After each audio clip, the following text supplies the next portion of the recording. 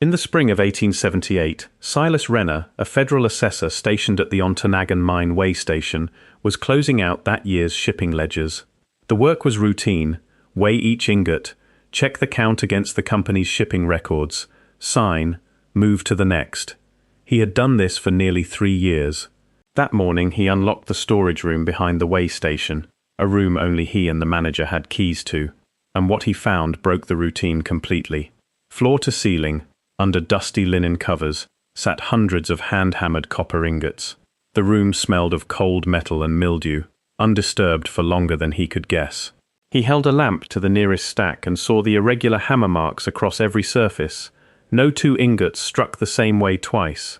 He counted as far as he could before the light gave out. Well over 300, stacked in rows that reached past his shoulder. Not one carried a shipment number. Not one had a buyer on file. Not one had ever crossed a weighing slip. In 15 years at that office, nobody had logged, catalogued, or even whispered about anything like it.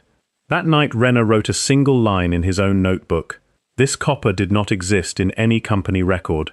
If you're drawn to things that get erased from the record but never actually disappear, hit like and subscribe, because the story behind these ingots runs far deeper than Renner could have guessed that night. When Renner reported it the next morning, the answer came fast. The regional director of the Michigan Mineral Land Office glanced into the warehouse, locked the door again, and called it unsold surplus from previous years. That was the end of it, officially. Renner's written report never made it into the correspondence file. It stayed in his own notebook. He checked the numbers again. And again, the ingots in that warehouse weighed out to nearly half of everything the company had declared to the state that year.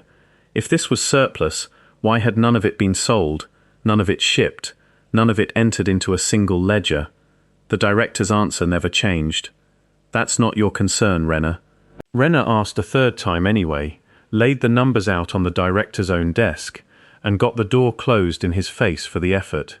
He decided to keep asking regardless, quietly, on his own time.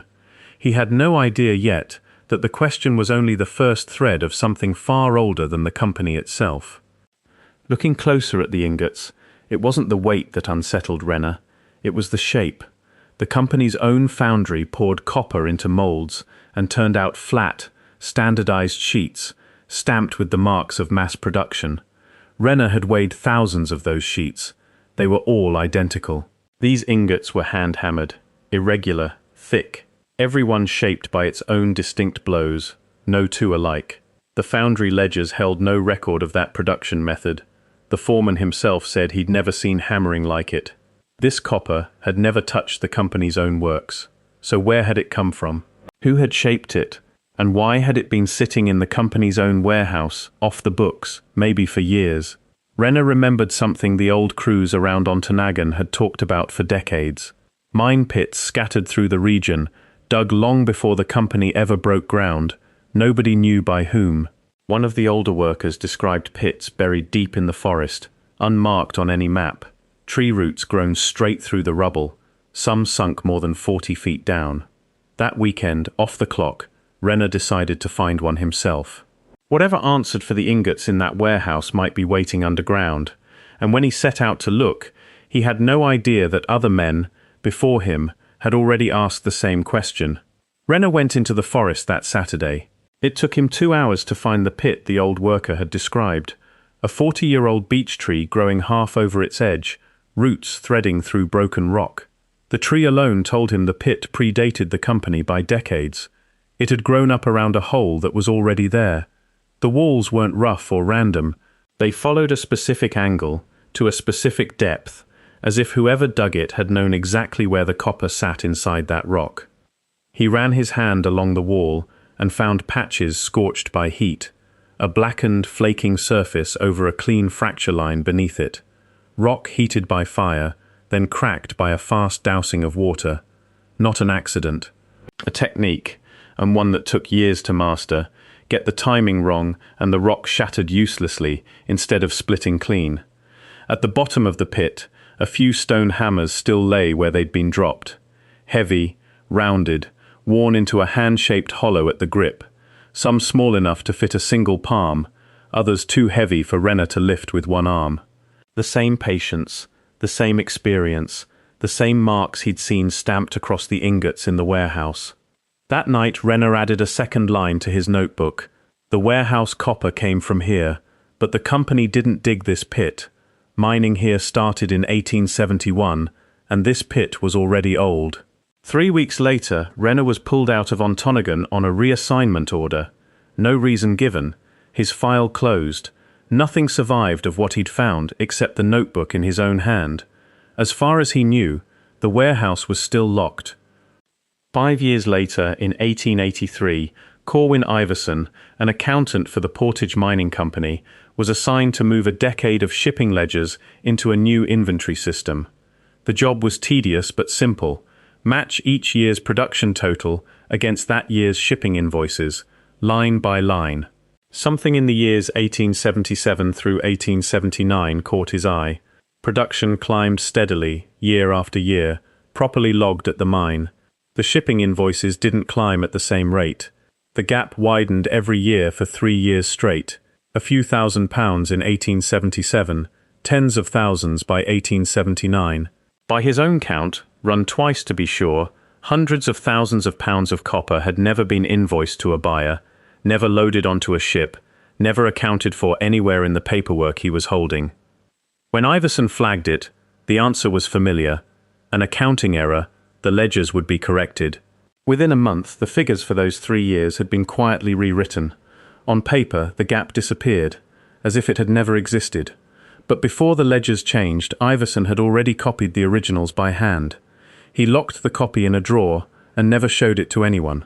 He had never heard Renner's name. He knew nothing about a warehouse in Ontonagon.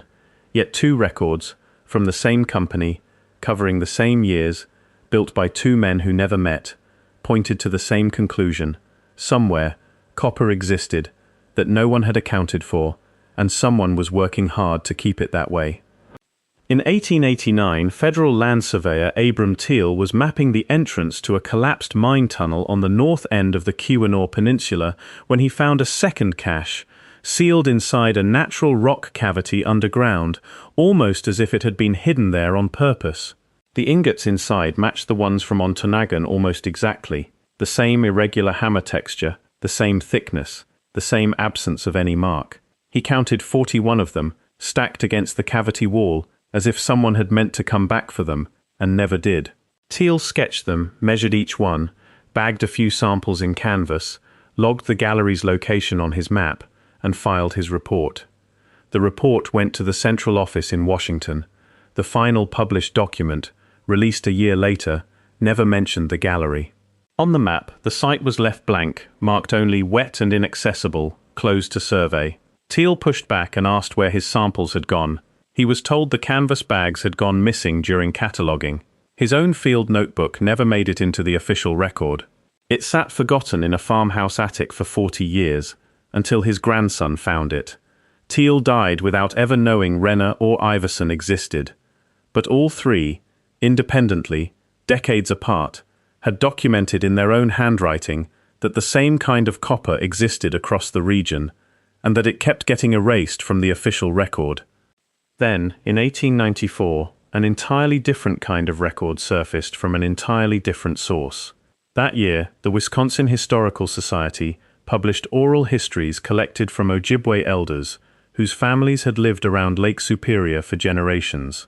In these accounts, carefully recorded by a researcher, the elders described strangers who crossed the Great Water, who knew exactly where the copper lay, who mined it, and who eventually left again by water. These weren't people wandering the forest hoping to stumble on ore. They went straight to known ground, worked it for generations, and carried away what they gathered.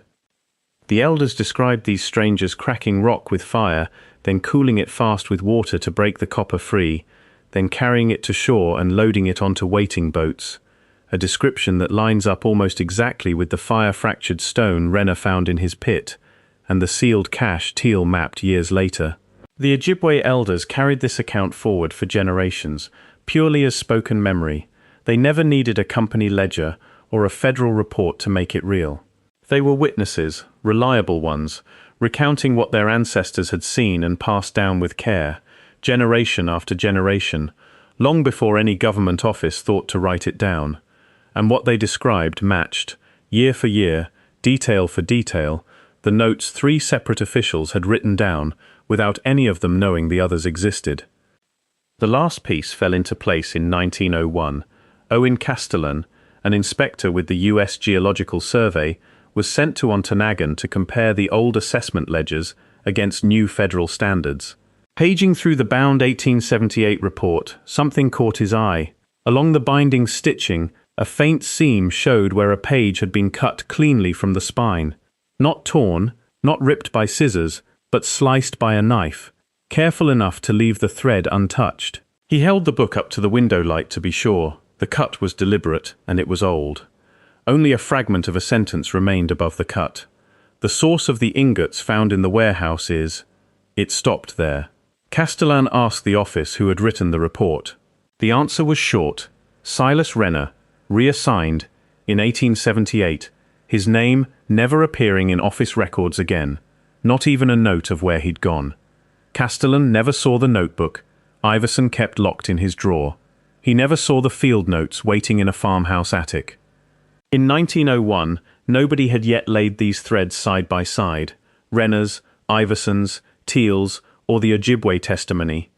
But the single cut page in his hands was enough to tell him something had been removed from the record, carefully and on purpose.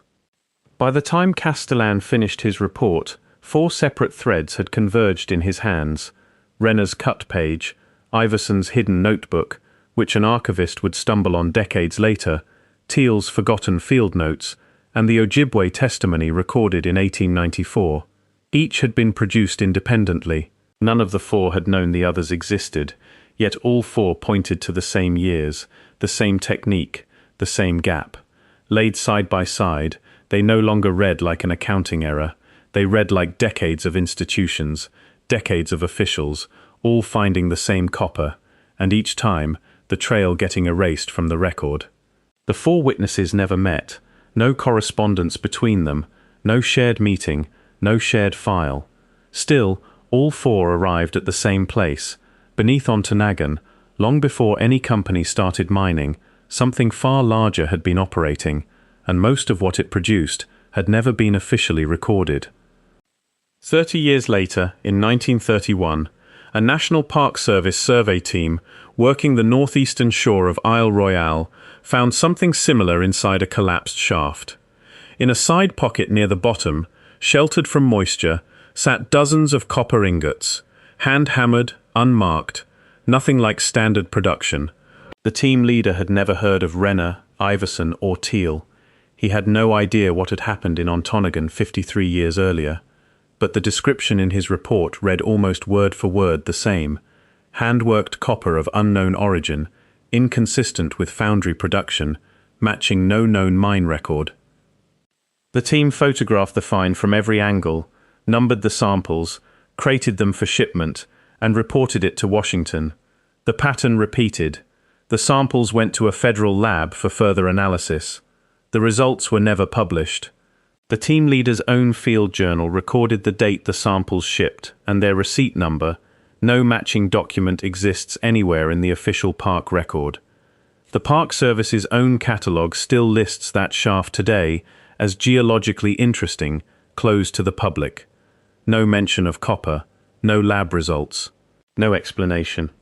Across 3 centuries, 3 separate institutions, 4 completely independent parties, Renner, Iverson, Teal, and 53 years later, the Isle Royale team, encountered the same kind of copper, the same workmanship, and each time the discovery vanished from the official record. No employer connected them, no institution linked them, no shared decade. It happened too often to call it coincidence, and too consistently to call it an accounting error. When modern archaeologists laid the 4 cases side by side, they noticed something else.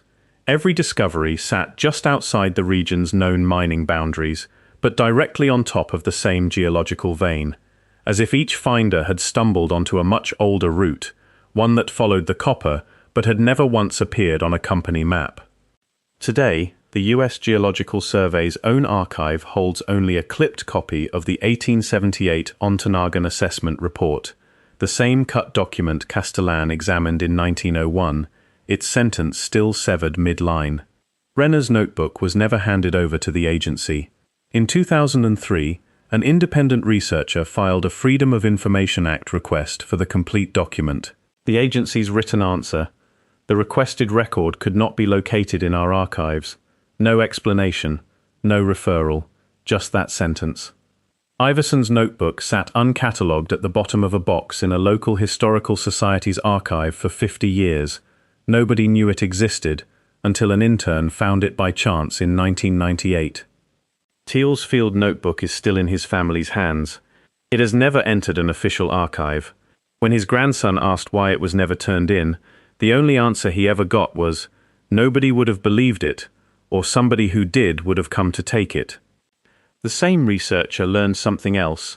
The original phonograph cylinders of the 1894 Ojibwe testimony, recorded live at the time on wax, no longer appear in the Wisconsin Historical Society's inventory. Only the handwritten transcript survives. The cylinders themselves were marked lost during an archive relocation in the 1930s. The testimony itself is still preserved, still published, still respected. Nobody denies it, nobody buries it. But the original recording that would verify it, like Renner's cut page, is simply gone. A missing record doesn't mean it was never filed. More often it means it was filed and then removed. 4 independent witnesses, across 4 separate decades, documented the same copper, the same technique, the same gap, and all 4 of their records were somehow lost, cut, or never filed by the institutions that held them. The question left standing isn't whether the copper exists, it's who kept that silence going for this long and why. The old way station in Ontonagon is still standing. Its roof has caved in, its lock rusted through, but the stone walls are still there at the edge of the tree line. The local historical society struck the building from its records in the 1970s, calling it of no historical significance. No budget was ever set aside to tear it down. It was just forgotten. Ivy has started climbing the walls. There's no copper inside anymore. Decades ago it was moved out, quietly, with nobody keeping a record of where. The gallery Teal mapped still shows up on official maps as blank ground, marked wet and impassable. The shaft on Isle Royale is still logged, closed to the public in Park Service records. The last people to walk inside it were that survey team in 1931. You can go to Ontonagon today and find that old warehouse yourself. A few locals still know exactly where it stands. No sign marks it. No tour includes it. Force the door and step inside, and you can still see the outline of wooden shelving on the dusty floor. The shelves that once held the ingots. The wood long rotted away, but the rust-stained brackets still bolted to the wall. Stand there long enough and you can almost place where Renner stood that first morning, lamp in hand, counting rows he had no explanation for. The ingots themselves are long gone. Where they went, who took them, and whose ledger, if any, ever recorded them, nobody knows. The question Renner wrote in his notebook that night, where the copper came from, who shaped it, and where it finally went, is still unanswered. 4 independent records confirmed part of the story. This copper was never the company's own production, it was the work of a far older hand, and there was more of it than any archive has ever been willing to admit. But the largest question remains, is most of that copper, pulled from the ground more than a century ago, then quietly erased from every record that touched it, still sitting somewhere, in a warehouse, in a crate, still buried in the ground?